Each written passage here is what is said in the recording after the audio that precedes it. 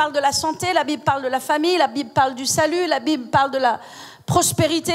La Bible est concernée par tout. Alléluia. Donc, Dieu est concerné par toutes tes affaires. Donc, toutes tes guerres sont aussi les guerres de l'Éternel. Amen. Toutes tes guerres sont aussi les guerres de l'Éternel. Alléluia. Amen. Dieu est concerné dans tes guerres. Et Dieu va te donner de la force pour vaincre. Amen. Amen.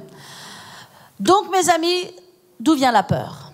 Ce que l'on voit, c'est que David était habitué à dominer ses peurs. La peur est quelque chose qui se domine. C'est quelque chose sur lequel il faut avoir autorité. C'est jamais quelque chose qui va disparaître à vie. C'est quelque chose qui revient. Mais c'est quelque chose sur lequel on apprend à dominer. On apprend à résister. C'est comme un muscle que l'on forme. C'est comme un muscle, alléluia, que l'on muscle, que l'on organise. Amen. La peur, c'est quelque chose de terrible. J'aimerais vous dire ce matin que la peur est une force. C'est une force. C'est une force. C'est une terrible force. Et même, c'est une horrible force. De la même façon que la foi est une force. Une extraordinaire force. La peur est une force. Et la foi est une force. Sauf que la peur, c'est la foi inversée. Donc c'est la force de la foi mise à l'envers. C'est la force de la foi inversée. Au service du diable. La peur ouvre la porte au diable. La peur donne de la force au diable. Alors que la foi donne de la force à Dieu. La foi donne de la force au royaume de Dieu. Donc il faut choisir notre camp dans les challenges de la vie. Et c'est pourquoi on a besoin d'écouter la parole de Dieu, et d'écouter la parole de Dieu, et d'écouter la parole de Dieu, de sorte qu'on soit fortifié dans le nom de Jésus. Alléluia. Amen. Gloire à Dieu. Donc voici ce qu'est la peur. Amen. D'où vient la peur? Est-ce que vous pouvez tourner avec moi? Regardez avec moi dans Genèse 3, et je vais vous donner un petit peu l'origine de la peur.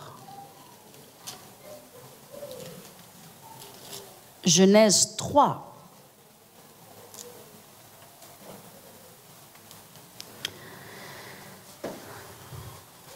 Verset 7. Nous savons ce qui s'est passé. Dieu a donné des instructions claires. Il a dit l'arbre du fruit de la connaissance du bien et du mal. Non, non. Pas toucher. Ne te touche pas. Vous avez déjà dit ça à un enfant? Tu ne te touches pas. Et qu'est-ce qu'il veut faire, l'enfant? Il veut toucher. Il y a quelque chose à l'intérieur de nous qui ne va pas. Hein? Dieu a dit, l'arbre de la connaissance du bien et du mal, vous ne toucherez pas, vous ne mangerez pas. Et puis, bien sûr, le serpent, qui était le plus rusé de tous les animaux, se trouvait dans l'arbre de la connaissance du bien et du mal. Et les enfants de Dieu, Adam et Ève, qui étaient purs et innocents. C'est vraiment... Le jardin d'Éden, la chute, c'est la perte de l'innocence. C'est merveilleux, l'innocence. Nous faisons grandir nos enfants dans l'innocence. Mais nous voyons que les enfants du monde ont déjà perdu leur innocence. Amen. Mais nous, en tant qu'enfants de Dieu, nous devons garder notre innocence. Garder notre innocence, c'est garder notre pureté. Et donc, c'est ne pas être confronté au mal. Il y a des choses que vous n'avez pas besoin de voir. Il y a des choses que vous n'avez pas besoin d'entendre. Il y a des choses que vous n'avez pas besoin de goûter. Il y a des choses que vous n'avez pas besoin de toucher. Et comme ça, vous gardez votre innocence. Vous n'êtes pas moins que les autres. En fait, vous êtes plus que les autres. Certains disent, ah oui, mais tu ne connais pas ça, ça, ça. Tu ne vas pas mourir idiot. Je vais vous dire, vous n'allez pas mourir idiot. Vous allez mourir fort, saint, puissant, victorieux, incorruptible. Amen. Non corrompu. La chute, c'est la perte de l'innocence. C'est le moment où l'homme a deux voies devant lui, entend deux voix et choisit la mauvaise. Il choisit la voix qui le trompe. On entend nos traductrices. Elles sont zélées. Est-ce qu'on peut applaudir les traductrices de ce côté? Elles traduisent en anglais, en espagnol et dans toutes les langues possibles. Alléluia. Je les entends. OK. Et donc, qu'est-ce qui se passe? On sait ce qui se passe dans le jardin. Et au verset 7, donc ils ont mangé le fruit, bien sûr. OK. Au verset 7, il est écrit « Les yeux de l'un et de l'autre s'ouvrirent, et ils connurent qu'ils étaient nus. Et ayant cousu des feuilles de figuier, ils s'en firent des ceintures. Alors ils entendirent la voix de l'Éternel Dieu qui parcourait le jardin vers le soir. Et l'homme et sa femme se cachèrent loin de la face de l'Éternel au milieu des arbres du jardin. Mais l'Éternel Dieu appela l'homme et dit « Où es-tu » Et il répondit « J'ai entendu ta voix dans le jardin et j'ai eu peur parce que je suis nu et je me suis caché. » Alors l'Éternel dit « Qui t'a appris que tu es nu? Est-ce que tu as mangé de l'arbre dont je t'avais défendu de manger ?» Etc. C'est la première fois dans la parole de Dieu et dans l'histoire de l'humanité que le mot peur arrive. Là, c'est l'entrée de la peur. Mais ce n'est pas juste l'entrée de la peur. Qu'est-ce que c'est? C'est l'entrée du royaume des ténèbres dans notre monde. Maintenant, l'homme a soumis son autorité au royaume des ténèbres. Et qu'est-ce qui s'est passé? Immédiatement, il s'est trouvé nu. Ça veut dire quoi, nu? Il a été dépouillé de la gloire de Dieu. La gloire de Dieu l'a quitté en un instant, en une seconde. Et instantanément, lorsqu'il a perdu la gloire et la présence de Dieu, il a eu peur. Bienvenue dans le monde. Bienvenue dans la réalité de notre monde. Voilà le monde dans lequel nous vivons, qui n'était pas le monde dans lequel Dieu avait prévu que nous vivions. Ce n'était pas le monde originel dans lequel Dieu avait prévu que nous vivions. Mais c'est ce monde qui a été corrompu. Et maintenant, il y a la peur. La peur existe. Vous savez pourquoi la peur existe? Vous savez ce que ça veut dire, la peur? La peur, ça veut dire la présence du diable. Là où il y a la présence de Dieu, il y a la paix. Mais là où il y a la présence du diable, du royaume des ténèbres, appelez cela comme vous voulez, de Satan ou d'un de ses démons, là où il y a la présence de Satan, là où il y a la présence des ténèbres, il y a la peur.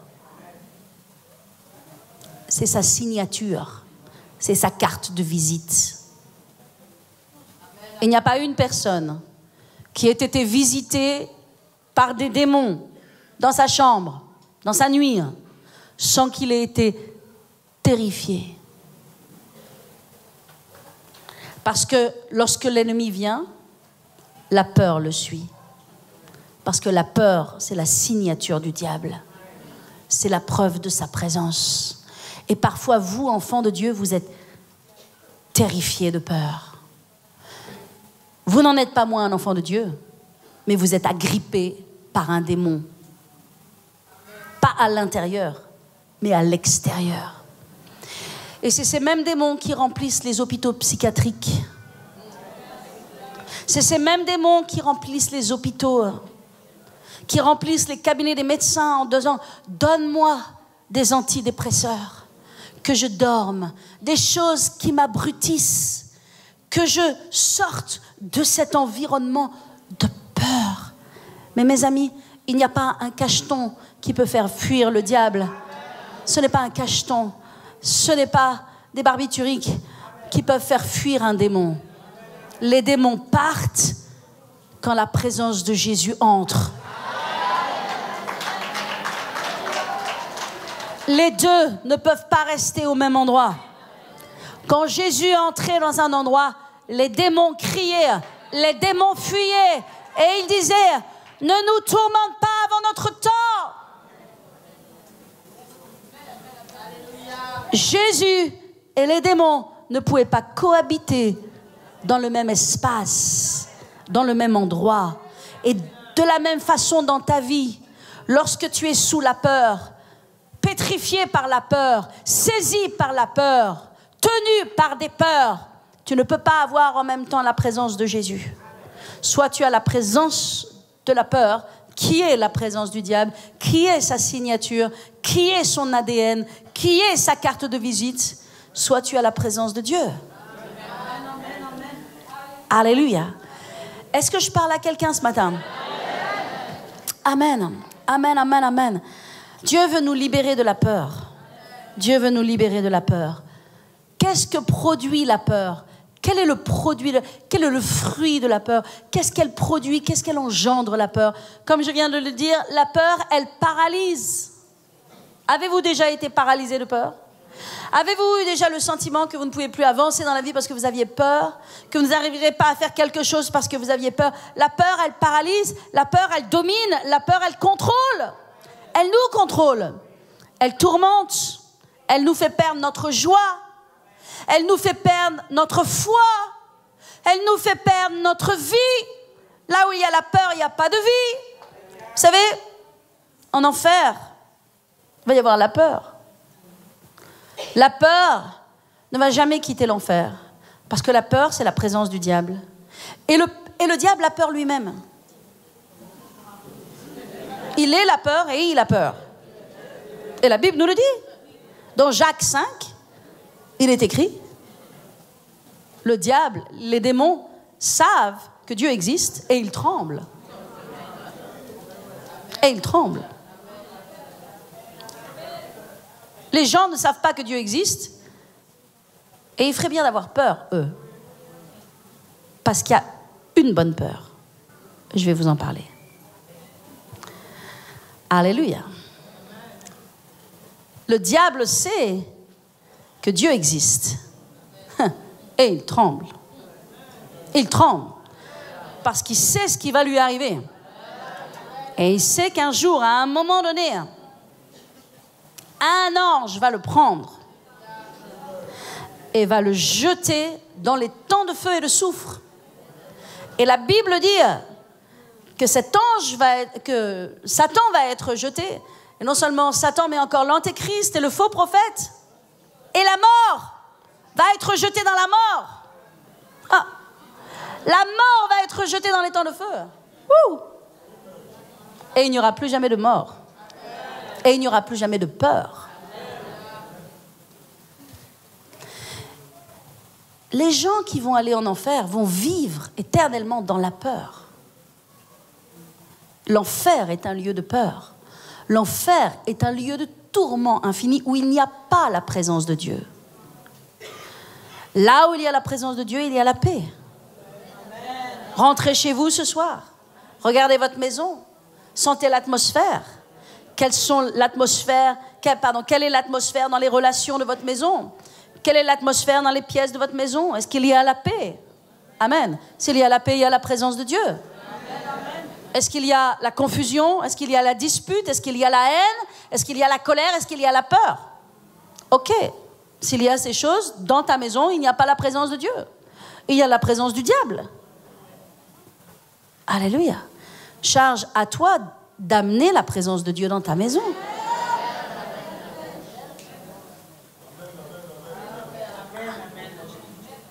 Alléluia. Amen. Qu'est-ce que produit la peur?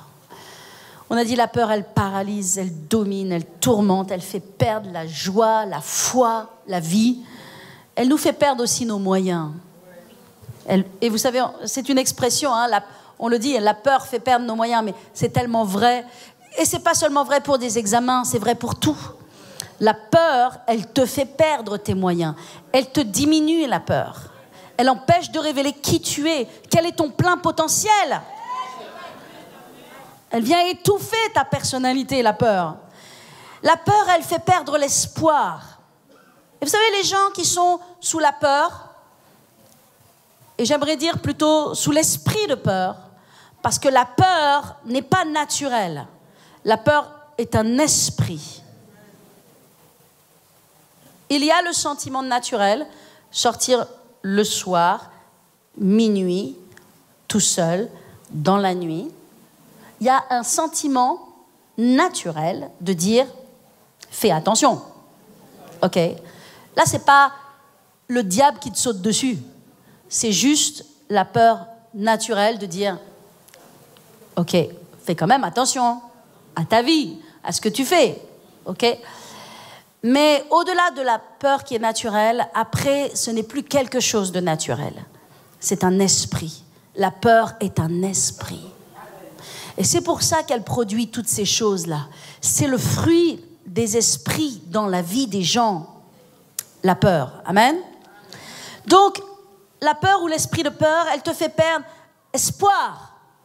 Tu perds l'espoir. Tu n'as plus espoir que ça marche. Tu n'as plus espoir qu'il y ait des solutions. Tu n'as plus espoir que les choses changent. Tu n'as plus d'espoir. C'est terrible que de ne plus avoir d'espoir.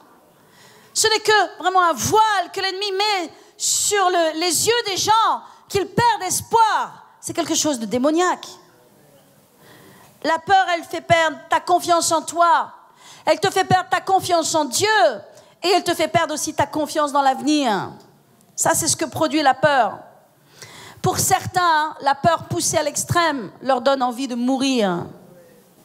Il y a des gens qui voudraient résoudre le problème de la peur par la mort et qui pensent à se suicider, qui préféraient mourir, quitter ce monde, simplement parce qu'ils ont un esprit qui a grippé à eux et sur lequel ils ont besoin de se rebeller et de chasser dans le nom de Jésus et d'amener la présence de Dieu, plutôt que de mourir et d'abandonner leur vie entre les mains de Satan, qui ne va que applaudir, qui ne va que se réjouir et tirer gloire et victoire de cette terrible défaite. Alléluia. Donc la peur, elle peut donner aux gens envie de mourir. Elle peut voler ton sommeil, la peur. Elle peut t'empêcher de dormir. Elle peut t'empêcher de penser correctement. Même ton jugement, ta pensée est altérée. C'est pourquoi on a l'habitude de dire que toutes les décisions prises sous l'effet de la peur sont des mauvaises décisions. Et que c'est très important de ne pas prendre des décisions sous l'effet de la peur. Et que parfois, il ne faut pas s'empresser de prendre des décisions, parce que des décisions hâtives, notamment motivées par la crainte et par la peur, seront des mauvaises décisions. Qu'est-ce qu'elle produit encore, la peur? Elle produit l'angoisse, l'agonie, la dépression. La peur, elle vous fait voir le pire, elle vous fait croire le pire, et elle vous fait attendre le pire. Ça s'appelle la peur. Ou bien, ça s'appelle l'esprit de peur. Donc, quand vous êtes dans cet état-là, que ce soit une heure ou un jour ou une vie, vous devez savoir que vous êtes sous un esprit de peur. Alléluia. Et personne ne peut vivre bien sous un esprit de peur. La peur doit être traitée. Et elle doit être considérée pour ce qu'elle est, quelque chose qui n'est pas naturel. Quelque chose qui s'agrippe, qui s'accroche à vous, et qui n'est pas quelque chose de naturel, mais quelque chose qui vient tout droit de l'enfer. La peur vient tout droit de l'enfer. C'est pourquoi Jésus n'a cessé de dire à ses disciples, n'ayez pas peur, ne craignez pas, n'ayez pas peur. Une des expressions les plus fréquentes de la Bible, c'est n'ayez pas peur, ne craignez pas, n'ayez pas peur. Hélas, nous ne sommes que des êtres humains et nous sommes confrontés à la peur. Et nous avons besoin de force par rapport à la peur. Alléluia. Amen.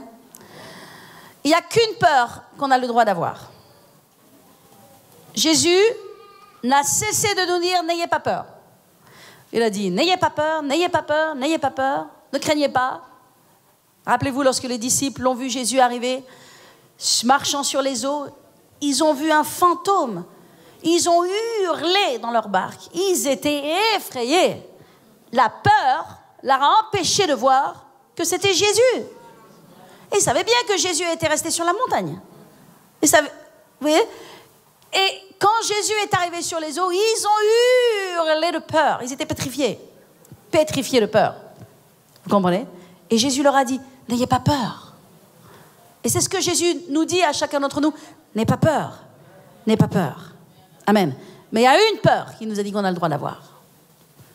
Ça se trouve ça prenait juste la référence, dans Matthieu 10, 28, Jésus a dit, ne craignez pas ceux qui ont le pouvoir de tuer le corps et qui ne peuvent tuer l'âme, mais craignez plutôt celui qui peut faire périr l'âme et le corps dans la géhenne.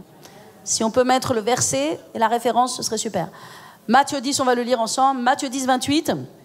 Qu'est-ce que Jésus a dit? Matthieu 10, 28. Je veux que vous le lisiez avec moi. Matthieu 10, 28. It's coming. It's coming in Jesus' name. Je n'ai pas peur. Je crois seulement.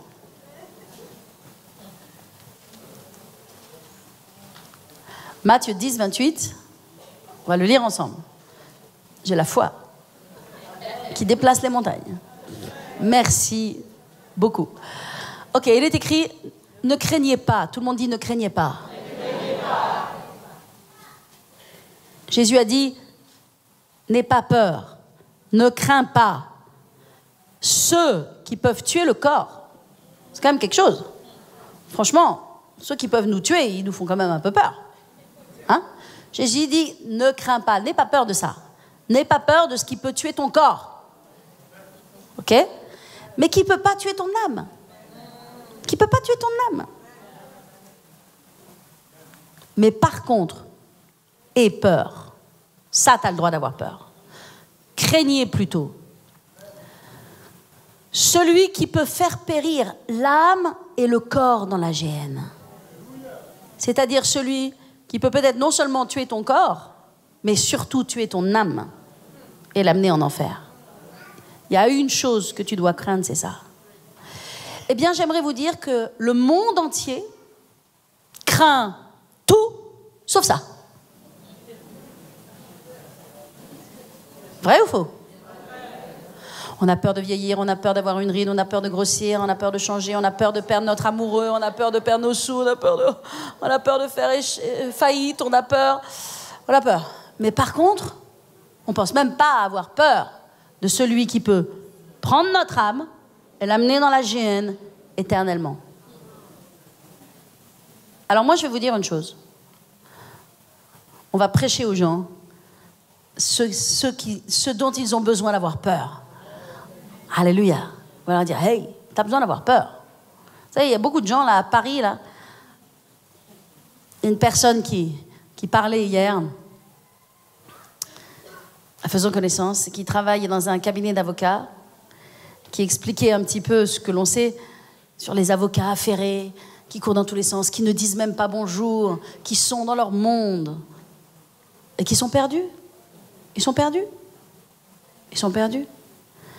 Qu'est-ce qu'ils bâtissent? Qu'est-ce que les gens bâtissent toute leur vie et qui va disparaître en un instant? Rien. Rien de solide. Si ce n'est ton âme, tout ce que tu bâtisses, c'est du vent. C'est du vent. Mais ça, ils n'ont pas peur de ça. On bâtit des dossiers, on construit, on fait travailler notre tête, on part dans tous les sens. Oui, mais les choses essentielles, ton âme. Les gens n'ont pas peur pour leur âme. Ils peuvent mourir demain. N'importe qui peut mourir demain. N'importe qui peut mourir demain. Demain, vous pouvez ne plus être là. N'importe qui peut mourir demain. Ton âme. Et Jésus a dit, crains pas, n'aie pas peur du reste. N'aie pas peur des choses de la vie. Et il nous le répète encore dans Matthieu 6. On connaît tous Matthieu 6, on va le lire ensemble. Il nous le répète encore. Mais par contre, il dit, il y a une chose, tu dois avoir peur, tu dois craindre pour ton âme. C'est pourquoi Paul a dit, travaillez à votre salut. Encore, il le répète, voyez, avec crainte et tremblement. Ça veut dire qu'il y a une chose que tu dois craindre, c'est de perdre ton salut. Il y a une chose que tu dois craindre, c'est de t'éloigner de ton sauveur. Il y a une chose que tu dois craindre, c'est de te faire séduire, tromper et de partir loin de la voie de Dieu. Ça, tu peux craindre. Le reste, tu crains pas. Le reste, tu crains pas. Dis à ton voisin, je crains pas. Dis à ton voisin, même pas peur. Même pas peur.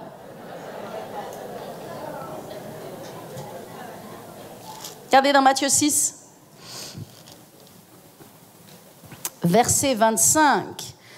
C'est pourquoi je vous dis, ne vous inquiétez pas pour votre vie, de ce que vous mangerez. Aide-nous, Seigneur. Amen. À avoir cette dimension de foi. Amen. Ne vous inquiétez pas pour votre vie, de ce que vous mangerez, ni pour votre corps, de quoi vous serez vêtus. La vie n'est-elle pas plus que la nourriture, et le corps plus que le vêtement? Regardez les oiseaux du ciel. Ils ne sèment ni ne moissonnent, et ils n'amassent rien dans des greniers. Et pourtant, votre Père Céleste les nourrit. Ne valez-vous pas beaucoup plus qu'eux? Qui de vous, par ses inquiétudes, peut ajouter une coudée à la durée de sa vie? Est-ce que par nos inquiétudes, nous pouvons rajouter 1 an à notre vie? Rien. Et sûrement pas par nos inquiétudes en plus. Ok? Et pourquoi vous inquiétez au sujet du vêtement? Considérez comment croissent les lys des champs, ils ne travaillent ni ne filent. Et cependant, je vous le dis, Salomon, même dans toute sa gloire, n'a pas été vêtu comme l'un d'eux. Si Dieu revêt ainsi l'herbe des champs qui existe aujourd'hui et demain qui sera jetée au four, ne vous vêtira-t-il pas plus, à plus forte raison, gens de peu de foi? Ne vous inquiétez donc point et ne dites pas, que mangerons-nous, que boirons-nous, de quoi serons-nous vêtus? Car toutes ces choses, ce sont les païens qui les cherchent. Votre Père Céleste sait que vous en avez besoin. Amen. Ouf, tout le monde dit ouf, alléluia. Merci Seigneur. Ouf, Seigneur, tu sais qu'on en a besoin. Et on en a besoin. Amen. Mais toutes ces choses, ce sont les païens qui les cherchent. Les païens s'inquiètent de ces choses. Mais nous ne cherchons pas ces choses. Même si nous en avons besoin, Dieu va nous les donner. Et dans la Bible, la parole de Dieu nous dit que non seulement il va nous donner ces choses, mais il va nous donner les meilleures productions du pays. De sorte que nous soyons à la tête et jamais à la queue. Au-dessus et jamais en dessous. Donc c'est normal que tu conduises une bonne voiture. Et c'est normal que tu vives dans un bel appartement ou dans une belle maison. Dieu sait que tu en as besoin. Dieu va pourvoir pour toi. Mais ce n'est pas ce qui est important dans ta vie. Ce n'est pas ce qui est important dans ta vie. Alléluia. Ce n'est pas ce qui est important dans ta vie. Ce n'est pas une finalité. Ce n'est pas la finalité de ta vie. Ce n'est pas le sens de ta vie. Ce n'est pas le but de ta vie. Ta vie, elle n'est pas pour ça. Ton travail, ta vie, ton œuvre, ce n'est pas pour ça. Ça, c'est un détail. C'est un détail. Alléluia. Et je prie dans le nom de Jésus que Dieu règle tous ces détails dans votre vie maintenant au nom de Jésus. Et que vous ayez de bons appartements et de bonnes maisons et de bonnes voitures au nom de Jésus. Alléluia. Et que vous ayez largement et au-dessus, pourvu par sa grâce, parce que c'est un détail. Parce que vous n'avez pas de temps à perdre avec ces choses. Vous n'avez pas de temps à perdre avec ces choses. Vous avez des choses plus importantes à faire. Vous avez un royaume, le royaume de Dieu à bâtir. Dieu a besoin de Néhémie dans sa maison. Dieu a besoin de Esdras dans sa maison. Dieu a besoin de bâtisseurs puissants, d'hommes et de femmes qui le servent. Alléluia. Donc Dieu dit ces choses, Dieu sait que vous en avez besoin. Alléluia. Mais ne les cherchez pas. Par contre, il dit verset 33, cherchez premièrement. Tout le monde dit premièrement. Ah, dites-le avec votre cœur ce matin. Cherchez le royaume de Dieu et sa justice. Cherchez quoi? Le royaume de Dieu. Ah. Qu'est-ce que c'est, sa justice? Vous cherchez la justice. Peuple de Dieu, la justice de Dieu s'appelle Christ.